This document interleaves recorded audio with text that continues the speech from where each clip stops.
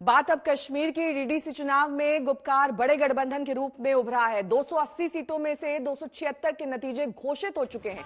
नतीजों और बची 4 सीटों के रुझानों के मुताबिक गुपकार को 112 सीटें मिलती दिखाई दे रही हैं। बीजेपी के हिस्से 74 सीटें आई हैं। 49 सीटों पर निर्दलीय आगे हैं, जबकि कांग्रेस 26 सीटों पर है। अन्य के हिस्से में 15 सीटें हैं।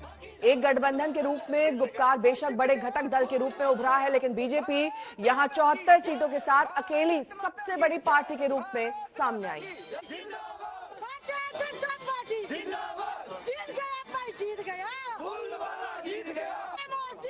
अगर वाकई लोग जिस तरह बीजेपी ने पूरी दुनिया में प्रोपेगेंडा किया, जिस तरह मरकजी हुकूमत ने हर जगह अपने नुमाइंदे भेज के ये कहा कि नहीं जी लोग हमारे साथ हैं। पिछले साल जब हम बंद थे तो ईयू के ये एमपीज आए, उन्होंने दुनिया भर के एम्बेसडर्स यहाँ लाए और कहा कि देखिए आप लोग इस फैसले के साथ हैं।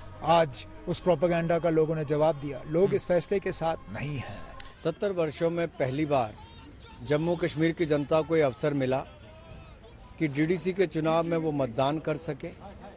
और प्रसन्नता की बात यह है कि न केवल मतदान किया बल्कि बढ़ चढ़कर भाग लिया। रिकॉर्ड मतदान भी हुआ, लोगों की जनभागीदारी भी हुई और निष्पक्ष चुनाव हुआ है। ये लोकतंत्र की जीत है। नरेंद्र मोदी जी का सपना जो था कि नीचे तक पंचायत के चुनाव, बीडीसी के चुनाव, डीडीसी के चुनाव हो, वो सब हुए। सुनील जी भट्ट हमारे संवाददाता इस वक्त तमाम जानकारी के साथ हमारे साथ जुड़ गए हैं। सुनील, अभी 4 सीटों पर नतीजे आने बाकी हैं, कब तक ये आ जाएंगे नतीजे?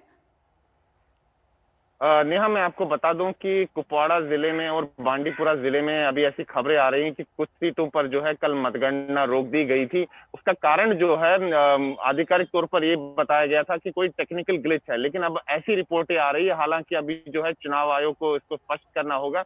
ऐसी रिपोर्टें आ रही है कि वहां पर कुछ उम्मीदवार जो हैं वो पाकिस्तान अधिकृत जम्मू कश्मीर के हैं, तो इसलिए उन्होंने जो है अपने आवेदन जो होता है एक उम्मीदवार का, उसमें गलत जो है जानकारी दी थी, तो इसके कारण वहां थोड़ा कुछ विवाद हुआ है। तो वोटों की गिनती कल रोक दी गई थी। हालांकि अभी चुनाव आयोग को ये स्पष्ट करना बाकी है कि आखिर क्या कारण है कि वहां जो है वोटों की गिनती पूरी नहीं हो पाई है। लेकिन नेहा, मैं आपको बता दूं, जो ये चुनाव नतीजे हैं अगर हम इनको एनालाइज करें तो साफ तौर पर जो कश्मीर घाटी है वहां पर जो है गुपकार गठबंधन की जो पार्टियां हैं, चाहे नेशनल कॉन्फ्रेंस हो, पीडीपी हो, पीपल्स कॉन्फ्रेंस हो, सीपीएम हो, सभी ने मिलकर, जितनी सारी पार्टियां हैं, इन्होंने जो है कश्मीर घाटी में अपना वर्चस्व जो है कायम रखा है। और जहां तक जम्मू संभाग की बात है, जो भारतीय जनता पार्टी का जो गढ़ है, जैसे जम्मू जिला, उधमपुर, सांबा, कठुआ, डोडा, रियासी, वहां पर जो है जम्मू संभाग के 10 में से 6 जिलों में जो है भारतीय जनता पार्टी जो है बहुमत के आंकड़े के पास है बिल्कुल, और कई जगह बहुमत के आंकड़े से भी ज्यादा है।